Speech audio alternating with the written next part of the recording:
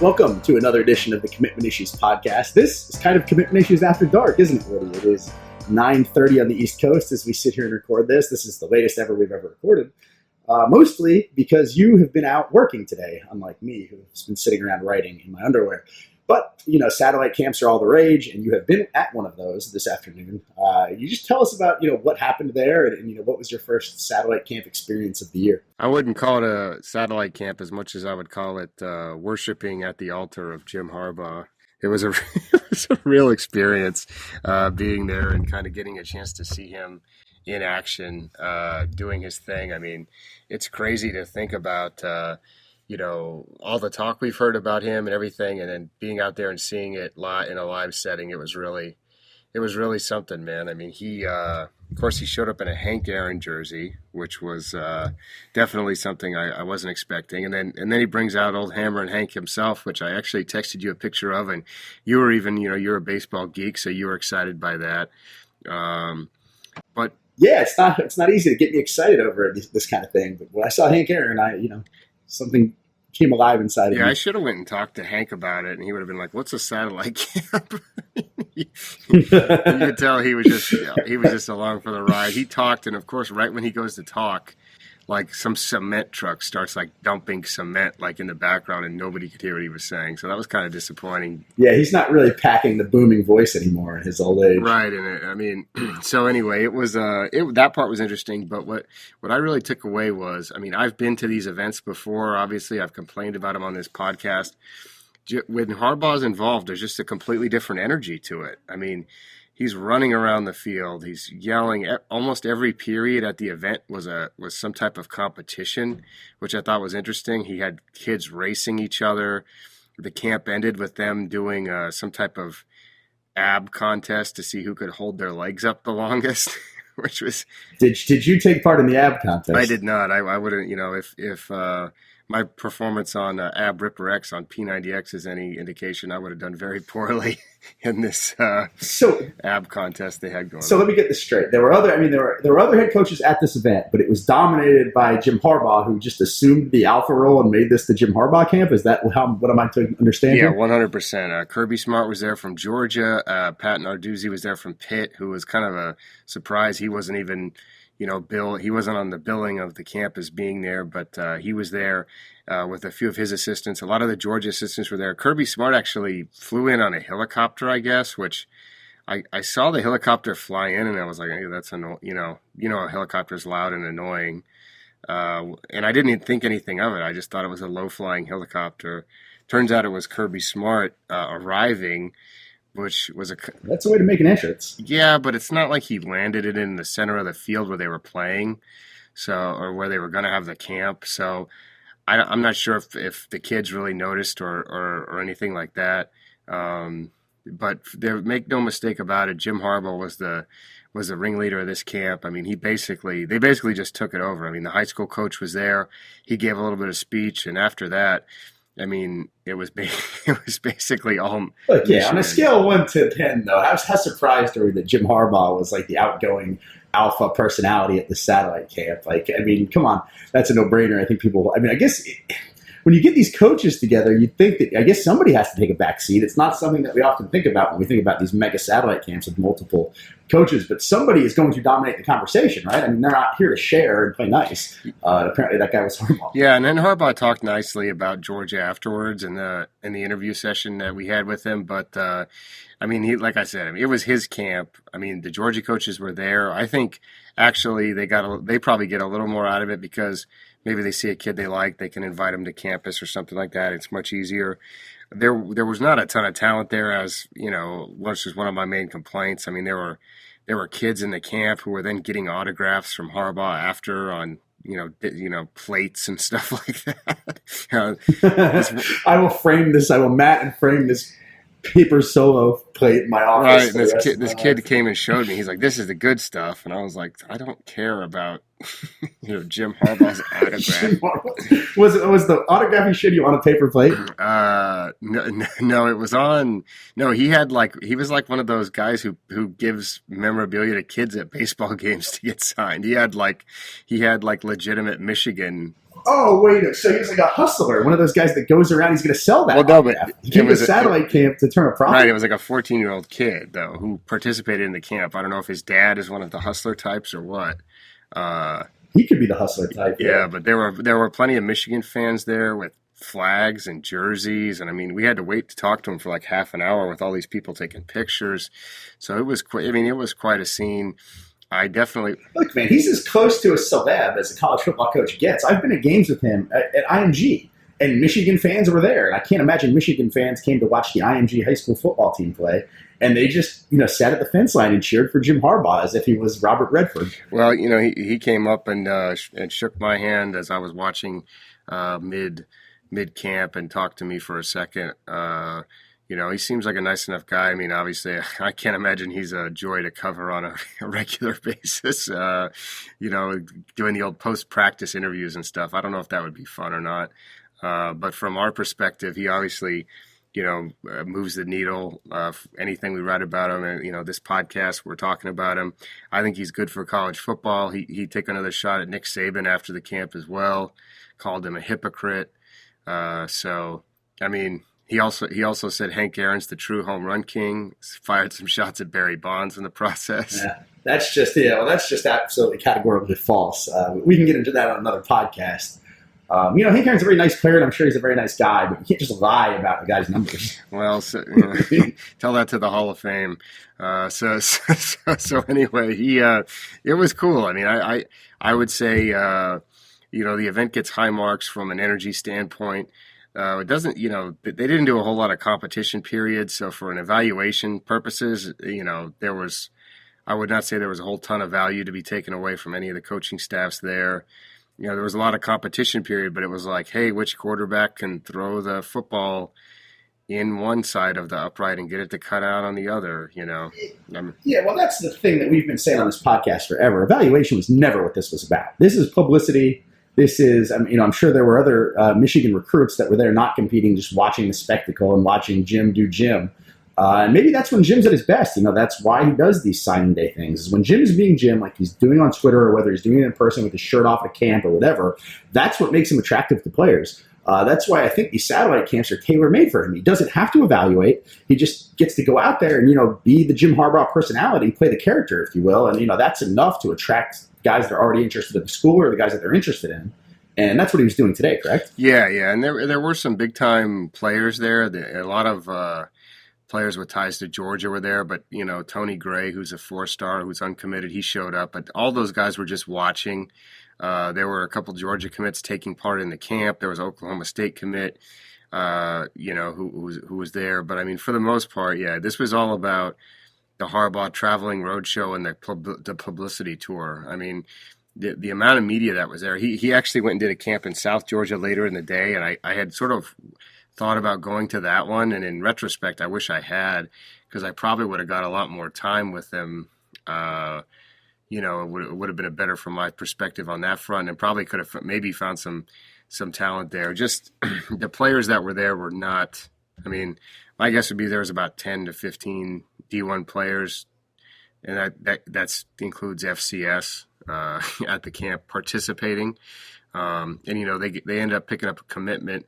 By the time this podcast airs, it'll be out of 2018 offensive lineman Jaleel Irvin, who was actually out at the camp, standing around watching as well.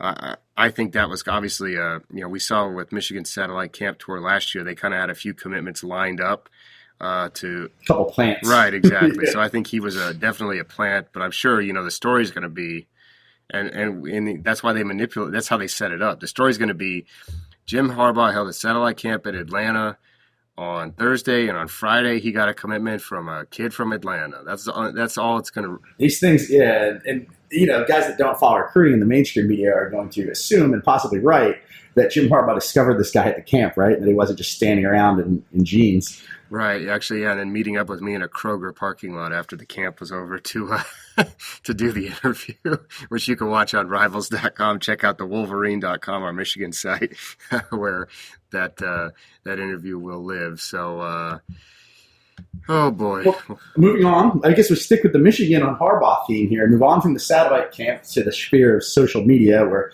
Harbaugh also does Harbaugh quite often, and this week we had a little dust-up with our defending national championship head coach Nick Saban and Jim Harbaugh, where Nick Saban made some comments about satellite camps, and even went out of the way and said, I'm not blaming this on Jim Harbaugh at the SEC meetings in Florida.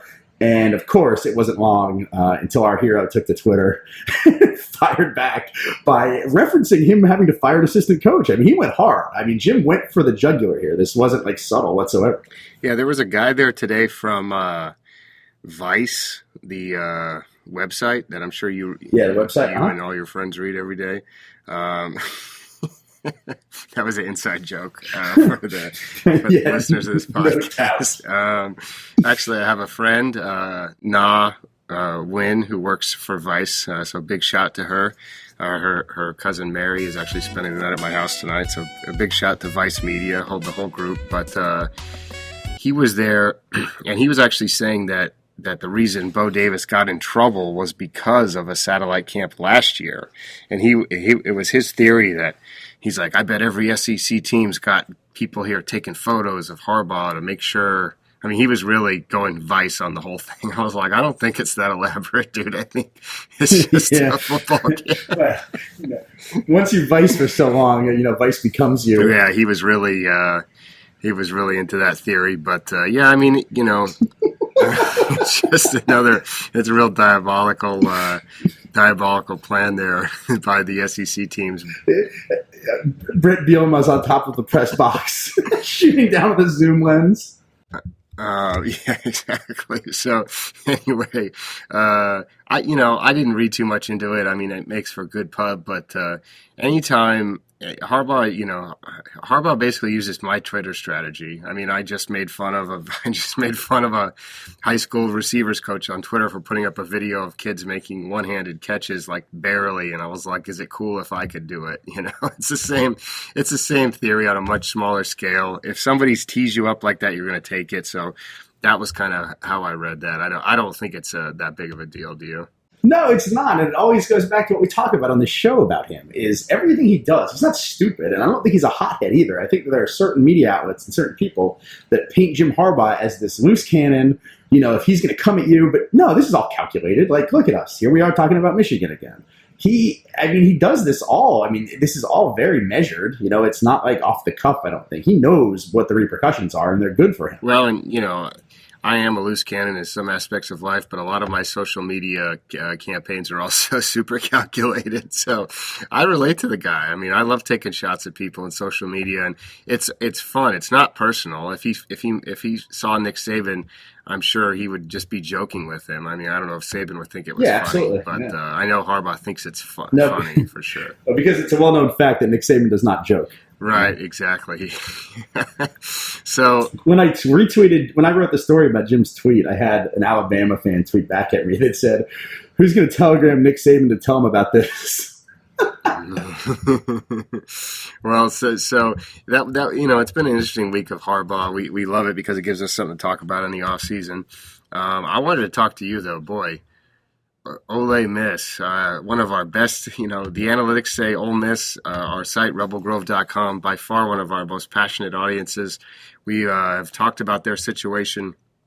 We actually joked around a lot about it because initially when the allegations came out, sources leaked out that it wasn't the football program. It was old stuff. It was this, that, and the third. And now it turns out the report comes out. I think it was their self-issued report. I read it. You haven't had a chance to read it yet, but basically they broke a lot of rules. I've seen the summaries. Right. Yeah, I haven't read the entire report, but I know of what happened. Right. They broke a lot of rules. None of them morally reprehensible. I mean, no offense to any other schools out there, but the things that are in that report are nothing different than I know every other school in the SEC does. So. Well, there's a couple of reasons why it's been gone over. Because it's sort of, at least the reaction has sort of been a self-fulfilling prophecy. Like everybody, it was the cool thing to do when they grabbed that huge recruiting class headlined by the number one player in the country, Robert Kimichi, to accuse them of cheating without base. So you have all these reporters and fans of other schools going, writing columns or going on Twitter and saying, this is how this has to happen. Sources say blah, blah, blah, but they never had any proof. So now that this comes out and they're not giant violations, like Ole Miss isn't going to have to forfeit a bowl game, are they? I mean, I don't think we think that that's going to happen. Some coaches are going to come off the road. Yeah. But it's a party because it's like, look how right I was. And nobody in the world, especially on the internet, passes up a chance to tell the world how correct they were. Well, yeah. So that's why this is received with great fanfare, I think. I wouldn't be surprised if they lost a year. I mean, I think their self-imposed was 11 scholarships. They pulled a couple coaches off the road. I'm not sure if we ever got on the record who those coaches were. I think I know who they are. I think everybody knows who they are. If the Ole Miss fans are listening, it's two of their best recruiters, which I think could be, an impact from a certain extent. But the issue is like I said, I don't view them as major rules violations. And now I'm not exactly one who, is a stickler to the rules and thinks that if what goes on at Ole Miss is worse than what was going on at Baylor or anything like that. But no. Unfortunately, they got caught. I think they're going to get punished. I wouldn't be surprised to see a one bowl ban, especially because. Excuse me, I'm a little froggy over here. Especially because this is before the Tunsil stuff. So now. The one thing that I think from a recruiting aspect that we should be concerned about, Ole Miss actually asked for more time to investigate that and then come back with more charges. As we learned from Miami, you got to get the punishment out there ASAP, because the longer it hangs over your head, the worse things get. I think Ole Miss just needs to take it and kind of get it off the way, because schools are going to use it going forward.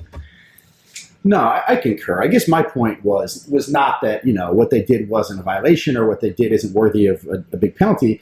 My thing was, people want to celebrate because they tried, this is an I told you so thing. So this is why this has been sensationalized. Sure. Yeah. But I think that people, if you go back, I think if you turn the clock back, people were expecting this report to be like they were buying all of their players' Range Rovers, So when it came back and maybe it wasn't that big, they had to sensationalize it a little bit because, look, we told you Ole Miss was cheating and now they're cheating. Yeah. So it's, they're kind of a victim of their own circumstance, I think. Granted, they broke rules. I'm not saying that they shouldn't be punished. I'm just saying that maybe this has been blown a little bit out of proportion by the public for that reason. All right. So, exactly. I mean, the rules will be broken. More schools will break the rules. Is going to continue. Schools are breaking the rules right now as we speak. I wish there was, let's look, one of those commercials where an NCAA rule is broken every 3 seconds, somewhere in America, which is 100% true, especially if you factor in basketball recruiting. But I don't think it's that big of a deal. I think, though, if they let it linger, it will hang over. It will affect recruiting. I think, you take it on the chin as soon as possible. We'll be watching that story into the summer. Not a whole lot going on elsewhere. South Carolina picked up a commitment from Jay Urich, who's a guy I really like. He's been a guy who's been a late riser in the class, a classic guy. Kind of following a path of our boy Mac Jones to a smaller perspective. He got a few offers late. I think Tennessee was looking hard at him.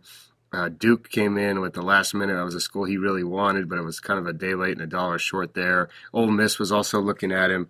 He ends up committing to South Carolina. He's an in-state kid. Tall kid who can run. He can run, he can pass, he can do a little bit of everything. So I like the addition there. Another quarterback domino falls, and so as we shift, we did our SEC podcast a few weeks ago where we went through every option. The one I wanted to talk to you about, now with Urich off the board, was Kellen Mond, and Nick and I obviously talked more Baylor during the Texas Roundup. Is he a slam dunk to Auburn, though? That's the question that everybody kind of wants to know. Does Auburn, is Auburn the one that benefits here from this Baylor situation? Yeah, they're option A. Ohio State is hanging around, but I don't think that they're option A. I think that if you're handicapping it right now, that, the odds are 75% in Auburn's favor. I think he was already looking very hard at Auburn before Harbaugh was fired. So maybe this just kind of helps streamline the process. I won't be completely floored if he ends up at Ohio State or other, but I think Auburn is definitely the front runner. Yeah, Nick and I will talk about Texas A&M's chances there. They, fortunately for them, they just took a quarterback commitment, which was a weird situation. But if you look at, of course, if you look at Ohio State's class, they've already got Danny Clark, who was, I think, a guy that they would probably recruit over at that position. No offense to Danny. Speaking of guys that, the alpha in the room, he would not be that guy, I think, among the quarterbacks, at least based on the way I've seen their interactions. But I think Mond could be the guy Auburn really needs, man. I have not been thrilled with their quarterback recruiting in past years. I love Sean White. He was a real good kid coming out, a guy that I like to deal with a lot. One of the nicest recruits ever, but I didn't like his fit at Auburn. I said it at the time. Woody Barrett's a guy that we thought was inconsistent. He yo-yoed in the rankings. I think he finished as a 3-star at the end because of you, not me, Auburn fans, which I'm sure they'll blame me for that. No, as we always say in this podcast, you eat a lot of my crap from them. Right, exactly. Because they've just decided that anything bad that happens is your fault, even if it's in one of my states, which is great because then I just go over there and watch you burn. Right, exactly. Which is great. The year before that, they got Tyler Queen, which I think that experiment. He's another guy that I don't think fits there, and that's putting it. I guess that's a generous way to put it. I was surprised at the time that he ended up being their quarterback in that class. So and then they got a couple athletes. They got the transfer from Florida State who went to JUCO, who was a 2-star, didn't play at Florida State, and became a 4-star, which I was kind of interested in the rankings. But I think so if you look at all those changes, that's a lot of things that have happened.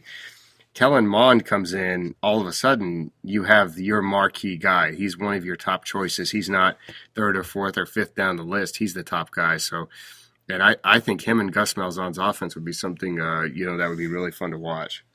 Yeah, and one more thing I wanted to note, getting away from the Auburn thing before we go, just interesting notes of the week, is a situation for Miami fans to watch. Once upon a time when we ranked Trajan Bandy, the Oklahoma commit, as a 4-star when he had 0 offers, he told me the offer he wanted most was Miami. It took him forever. He racked up 40 offers, committed to Oklahoma. This week, Miami offers him. He visits today, almost immediately. And there's definitely something brewing there. I'm not going to say that I think he's going to flip because I don't know if he's going to or not, but I think that there's a very good chance that it is a situation that should be monitored down the road and that the Sooners are going to have to fight to hang on to him. I mean, he's wanted this Miami offer. It's local. He's got 2 teammates committed to Miami. And all of a sudden he's visiting right after he gets this offer he's been waiting for. If I'm Oklahoma, I'm sweating this a little bit. Yeah, I'd be nervous about that one too. We'll be following that into the 5-Star Challenge, which is next weekend. Hopefully, we get a lot more time to sit down with the players, do some one-on-one interviews or 2-on-1 or 3-on-1, depending on how things shake out. So that'll be interesting to watch, and you'll have a chance to see him in person. Be sure to check out Rivals.com for all of that. Yeah, we'll try to get Bandy on the podcast for Miami fans and Oklahoma fans next week. Yeah, I mean, maybe you guys can talk. I don't know if he'll open up. He's kind of a quiet kid sometimes. So, not in the field. I'll tell you what. No, him and I have a pretty good relationship. He opens up with me. He's pretty boisterous. I think. I think he'd be a good interview. Yeah, he likes you. So be sure to follow us. You can follow me at Rivals Woody. Rob is at Casty_Rob. Leave us a review on iTunes. Subscribe to the podcast. You can also find it on YouTube. It's on several other podcasting platforms as well, so check it out. We're going to head out to Texas, where Nick and I will kind of touch on more of the Baylor stuff, talk a little Texas A&M and a few other things in this week's Texas Roundup. Welcome into another edition of the Texas Roundup with Nick Kruger. Nick, all settled in Texas now, dominating the news cycle, as I'm sure all of our listeners already know. But, guess what? Guess who dominated the news cycle last week before it even started? This guy, Woody Womack, predicting Art Briles would get fired mere hours, right, before it actually happened? Yeah, we got that podcast up just in time for your prediction to be, Womackstradamus, I guess we should start calling you. Well, I mean, as the fans of the Texas Roundup will know, I also predicted Tate Martell would decommit within a day of him doing so. So guess what? Maybe I should be the Texas analyst after all. All right. It's settled. I'll move there. You move back here. So obviously we got to talk about Baylor. A total upheaval with the coach, athletic director, and president all being fired. They bring in Jim Grobe to replace Art Briles. A lot of the staff still staying, but wreaking havoc on the recruiting class so far. We've had all kinds of decommits. We got kids who signed last year trying to get out of it. what I want to talk to you about, though, is, who does this kind of benefit, the trickle down of these decommitments that we've seen, especially in 2017? We can start with Hezekiah Jones and kind of go from there. I know he's a guy that you talk to a lot. What's the sense you're getting from the players about the other schools that might end up, benefiting from, obviously, what's, a unfortunate situation? Yeah, well, in Hezekiah's place, I think the first schools you got to look at are Notre Dame, where he took his last visit to when they played their spring game.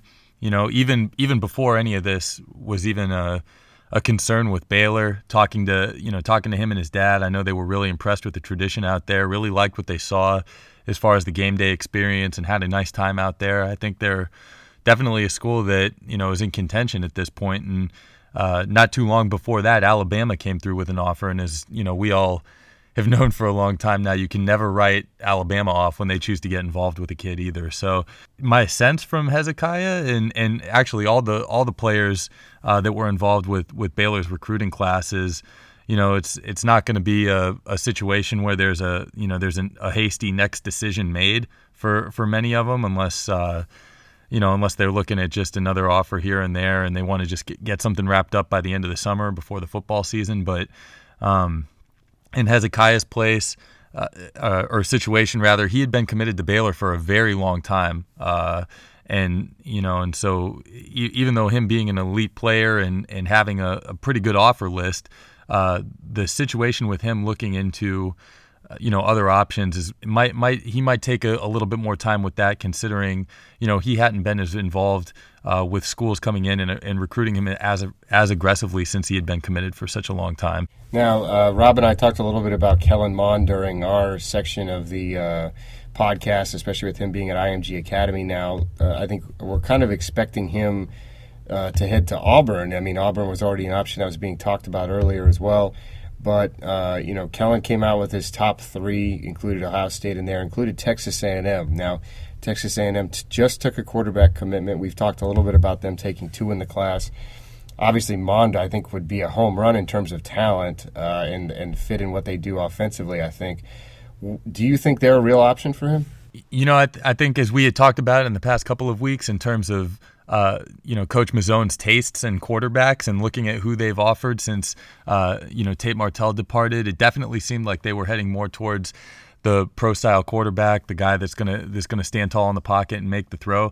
And if they feel like Kellen Mond is a guy that does that first and then brings that element as a guy that, that has a little bit more escapability, gives them another option running the ball, in certain situations, as long as it's a throw first sort of scenario with him, if his talent throwing the ball supersedes what he brings as far as a runner goes, then yeah, I mean he's definitely in the mix there. Connor Blumrick is a guy that we saw in New Orleans. He was good there, and I'm sure prior to all this going on with Baylor, he probably felt like, given Martell's departure, him coming in late, he had a situation, he had a strong foothold with A&M as likely being their only quarterback. Now with Mond putting them in the mix, maybe he's a little bit nervous, but I don't think with the two of them there, there's that. I mean, Texas A&M all the Texas schools only stand to gain, whether you're talking about Mond, Hezekiah Jones, any of these other players that have departed from Baylor's recruiting class. From Texas A&M, it's a good problem to have. Obviously, we expect Mond to have Auburn as his leader, and we'll see what happens there. But if he steps in with Texas A&M, I don't think that necessarily hurts Blumrick either. We have talked for a long time since we've started this podcast about the departure of quarterbacks in general from Texas A&M. So it's not as though there's not a little bit of space on that roster for more than one quarterback. Yeah, we all remember the Texas A&M fans' reaction to me suggesting that Kyle Allen should transfer. That goes down in podcast history. Another that might be the first Womack-Stradamus moment of that's right.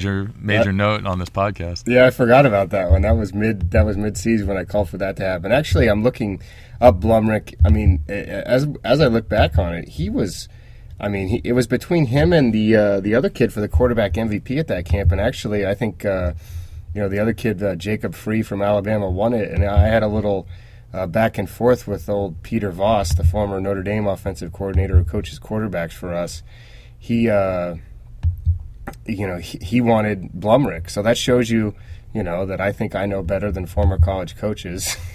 And clearly Texas A&M saw something there. I think the thing that hung me up on Blumrick, I just remember his footwork. I mean, he's definitely plays out of the shotgun, and he's going to have to spend a little time working on that. But he was a guy who really excelled at that camp. I just kind of forgot about that as I was going through everything here. So anybody else that popped out of that class that you think, okay, this is a guy who could, Texas is going to benefit from, or Texas A&M or another school like that? There's a few other guys here and there as far as Baylor's recruiting class was concerned. Donovan Steiner is a defensive back that had decommitted, a 3-star guy who's definitely a guy that brings a lot of potential and has a nice long frame and the type of build that you like to see from a defensive back, and the type of defensive backs that all these Texas schools are recruiting now. Honestly, they're really gunning for the 6 foot and over cornerbacks. We know there's a couple of safeties here in the state that are elite prospects as well. So, he represents a good depth player for wherever he makes his next commitment to. The other major commit that Baylor had in the fold at the time was 4-star tight end Kedrick James, and he was a tight end that, obviously you look at kids' highlights films and they're putting on the big catches and the big plays, but I thought he really represented more of a well-rounded tight end prospect, not somebody that was going to be a significant receiving threat downfield or anything. He's not a speedster by any means. He came to one of our camps a couple years ago and represented himself well, but definitely the type of guy that you took based on his physical potential, and hoped he turned into something more. So, but he was a guy that was a highly ranked guy for us heading into this most recent ranking cycle, and is definitely going to be a nice feather in somebody's cap when he makes his next commitment as well. All right. Well, I mean, plenty of talk about Baylor. We're going to continue to monitor that situation going forward. Not a lot of news on the commitment front down there in Texas, so I guess we'll keep it kind of short and sweet. We got plenty of stuff going on. Now you're headed to hit some satellite camps coming up, right, in the next week or so? Well, we're gonna have to see. I mean, as people in Texas know, the weather here has really been something crazy to deal with. Every morning I wake up. I've been waking up, pour that first cup of coffee, settle in to start getting to work on some things. Turn on the television just to get a little local news, a little Sports Center, anything like that, and it's just constant, local broadcast, flash flood warnings and severe thunderstorm warnings, and and that's really kind of wreaked havoc on me making long-term plans for camps over the next couple of weeks. Plus, we have the 5-star challenge coming up next weekend as well. So. I'm gonna head out to Dallas this weekend and check out a state qualifying 7-on-7 tournament, and possibly take in another camp after that. We have Sound Mind and Sound Body in Houston on that Monday and Tuesday there following, right before the 5-star challenge. So we'll see what happens at those events, and hopefully we get some good content out of there. Yeah, we're going to be doing a lot of podcast stuff, hopefully some sit-down conversations with some recruits for our Commitment Issues Conversation series, which is very critically acclaimed by myself and maybe my mom, although I don't think my mom knows what a podcast is. She sure knows how to hit me up asking for money, though. So luckily she'll never hear this, so it won't be an issue. But all right, Nick, thanks a lot for popping in. We'll continue to follow you on Twitter at Rivals Group City, and we'll be back with more Texas talk next week. All right, Woody, the tumbleweeds have cleared, and here we are back from Texas. It's you and I again back in the lower southeast where we belong, and it is time for everybody's favorite portion of the show. I know my favorite and your favorite, Rants and Recommendations. Do you want to start with your rant, or do you want to start with my recommendation? Well, let's do a rant first. Since I'm the yin to your yang. All right, let's do the rant first. I got so many things to complain about this week. Unfortunately, a lot of people have taken my wrath in real life, not on the podcast. As I've had a great week of yelling at people. Hold on, can I tell a story before you start in? My favorite one of these stories is Woody sends me a screenshot last night. I won't name the prospect out of respect to the prospect, but it's 2 messages from this player in a row that say, "Mr. Woody, how can I get my ranking up on Rivals?" And they're separated by a day. And Woody's response back in the blue is, "A good start would be leaving me alone about it." I almost fell out of bed laughing. Stop bugging me about it was what I told him. As I've told the kid several times. I mean, listen, no prospects listen to this show, but if they did, this is not the time to worry about your ranking. This is summer camp season. If you're going to get an offer, this is when you're going to do it. You need to get out there, get in front of coaches at real camps, not satellite camps, and earn an offer. So, I had told the kid several times. Don't text me. Right. Don't text me. He was a guy who came to our camp, which was, tied into some other players, kind of a guy that was a fringe guy. So for him to be blowing up my phone, unfortunately, I had to keep it 1,000, No doubt, keep it 1,000. Unfortunately, the kids want everyone to keep it 100, and when it happens, they don't like it as much when it's an adult. So, sorry to that kid, but I'm not sorry. I'll tell you what else I'm not saying. Yeah, it's just an example of what you've been this week, anyway. Right, exactly. So, just an example of the whatever Dodge Chrysler Jeep dealership that I threatened to drive my car through their showroom. I'm trying to think I yelled at someone for quote tweeting me in a tweet on Twitter. I'm trying to think of what else I yelled at. So there's been a lot of yelling going on, and recently I've been seeing almost a mini comeback on social media as posts of people playing the game Cards Against Humanity, which you want to talk about the stupidest game that's ever been invented. In my opinion, the game of Cards Against Humanity was invented for people who aren't funny to try to be funny. It's like... Nah, I'm with you here, 100%. I mean, this game is so stupid. It's basically Mad Libs. Hello, people. Have you ever done Mad Libs? But it's not even Mad Libs. It's just... have your friends read some dirty words off a card and say offensive things. I can do that without a card. If you want me to say offensive things, we can turn the microphone off and I'll just let them fly. Right, I can say a lot of offensive things. Well, I get so mad at those. I mean, it's been a thing among, especially 20-somethings and now, 30-somethings. Oh, we're going to play, we've been drinking. Now it's time to play Cards Against Humanity. It's like, you're not funny. This game is horrible. I swore it off, I think 2 or 3 years ago. I said, I will never play this game again. It's like the Buffalo Wild Wings of card games. I'm not doing it under any circumstances. So don't play Cards Against Humanity. Don't go to Buffalo Wild Wings. And if they should have a Cards Against Humanity tournament at Buffalo Wild Wings and just lock everyone up who shows up for it, like those To Catch a Predator situations. Yeah, whatever happened to, if you're going to play a drinking game, whatever happened to just a good old-fashioned chugging contest? I don't know, At least that's interesting. You don't got to make up, like you said, it's especially all these people who are allegedly, non-binary, liberal types, and then they play this game where that was a little offensive. Where they can say all this offensive stuff. It's almost like a release from them where you don't have to be politically correct. But guess what? It's still offensive, isn't it, or no? Yeah, well, because you're reading it off cards. Somebody else wrote it. It's like reading a book with offensive material in it. It's set at a different time. It's characters in a different voice. Yeah. So that's the way of getting around it, I believe. No, but I agree. I think it's boring. Is my biggest thing with it. Is it's just like I said, I don't need cards. I want to get drunk and hear offensive things. I can just go to my Uncle Dave's house. He's real good at getting drunk and saying offensive things. You don't need any cards. I don't even need to be drunk to say offensive things. So, anyway. So that's it for me. That's my rant. Is no more cards. Please do yourself a favor. If you have it on your shelf right now, just go take it and throw it in the trash because it's garbage. Let's hear the positive. My recommendation, I have no rant this week, but I do have a recommendation. I've been listening to a delightfully weird podcast called Internet Explorer, which is hosted by a guy named Ryan Urich. He has co-hosts as well. Katie, her last name is Greek, and I cannot remember how to pronounce it. My apologies to Katie, who will not be listening to this podcast. A Greek and it's basically it's basically a roundup of all the weird stuff happening on the internet. But the tone makes it so funny because, it's like this fake self-loathing tone that they do the podcast in.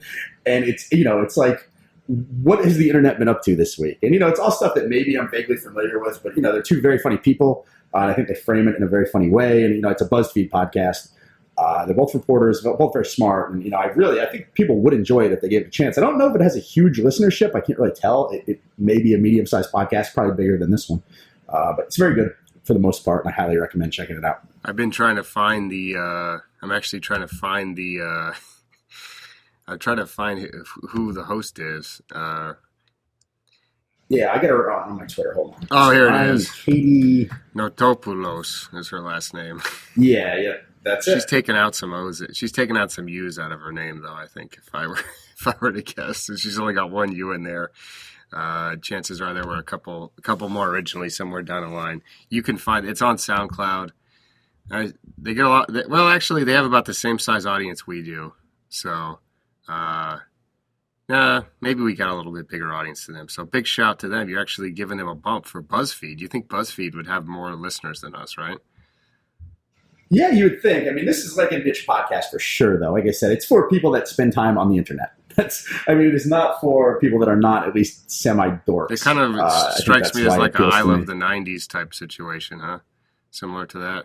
Yeah, kind of, except a lot smarter, I think. Like, it's not as on the nose. So I love the 90s on VH1. I love the 90s. Man, remember all those people? That was like their whole job was just doing those things, making fun of stuff. I was like, man, I could do that. Yeah, there was a lady that was my cousin does comedy in New York, and there was a lady from his theater, the big shout to the Pit, the People's Improv Theater in New York, that was on those shows, and then actually went on to be in an MTV show. I can't remember what the name of it was. It didn't run very long.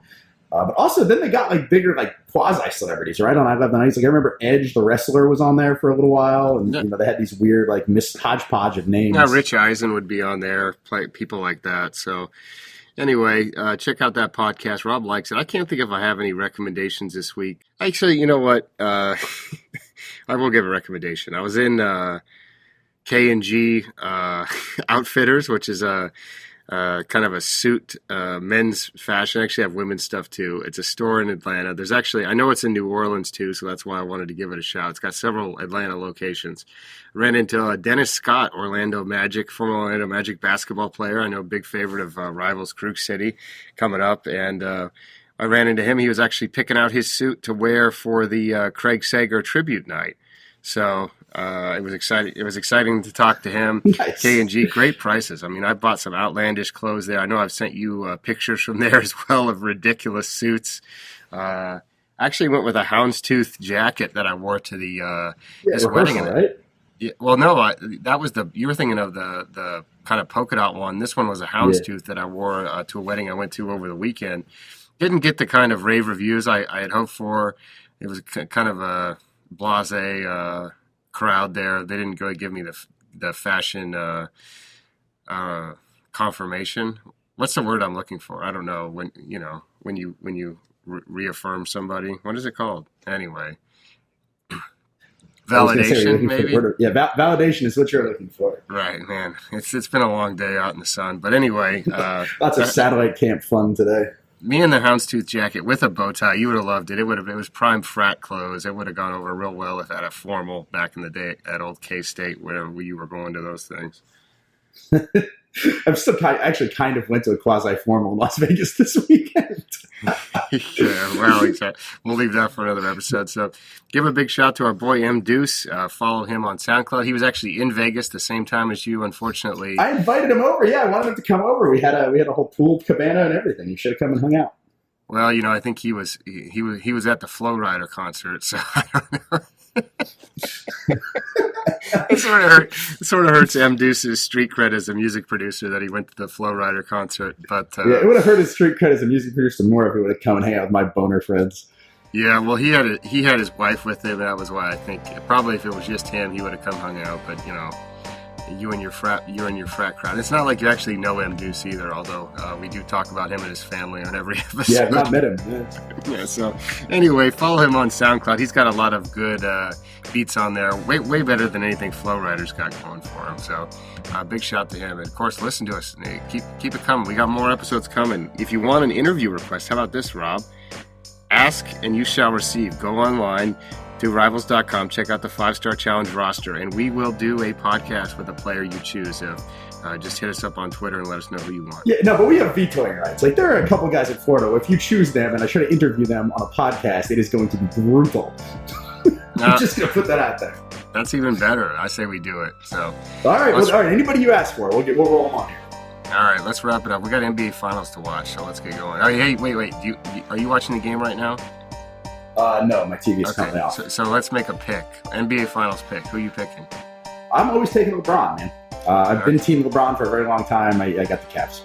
It should be noted that I famously told Rob the Warriors would come back against the Thunder. when they were down 3-1.